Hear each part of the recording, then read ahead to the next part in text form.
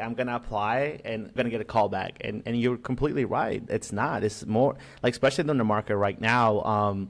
It's we have to give that 100%. Do you suggest that everybody should have a personal brand before reaching out to certain companies?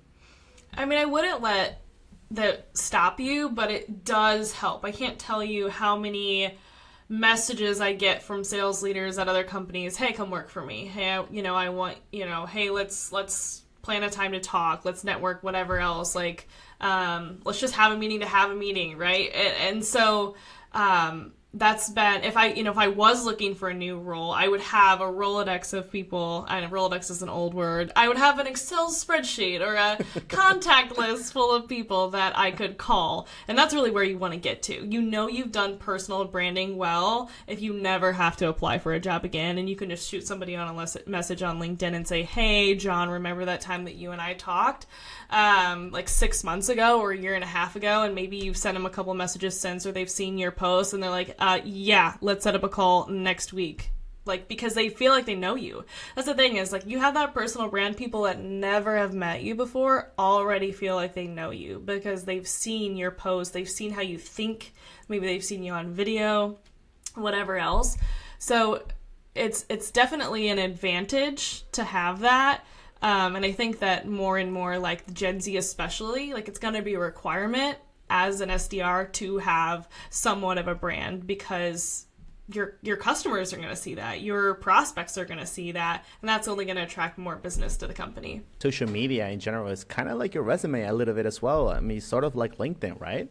And like, what is next for you? Like, what are you working on now currently and beyond now and furthermore? Mm-hmm.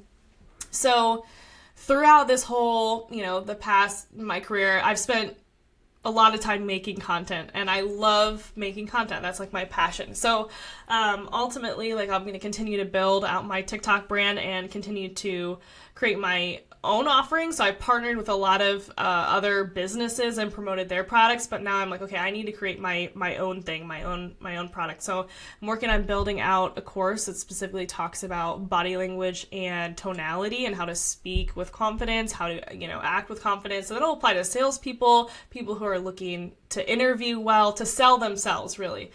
And so that's in the works. And then from a business perspective, from B2B, I'm going to continue to do, I'm going to do social media consulting on an advisory basis, and also just like helping businesses create content that resonates with their ideal customer profile, because I really feel like that's the direction that sales is going. It's going to be, social media is such a critical part to selling now, and part of making your brand known.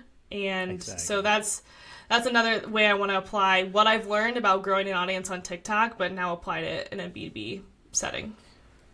How can people reach out to you, like if they want to get in contact with you? Yeah. So my TikTok handle at McKenna Elizabeth, YouTube same, and then LinkedIn McKenna Elizabeth. My name is spelled a little wonky though. It's McKenah. You can blame my Nana for that one. She was getting creative. So that's where I'll be. And then my email is my first name, McKenna at itstechsocial.com. McKenna, it's been really a amazing conversation that we had. And it seems like you're doing amazing work out there, helping other individuals in their career, in their journey itself. Any final words from you? Always be selling. Well, thank you so much, everyone, for coming back again into the Rookie SDR show. I had an amazing time talking to McKenna, and until the next episode.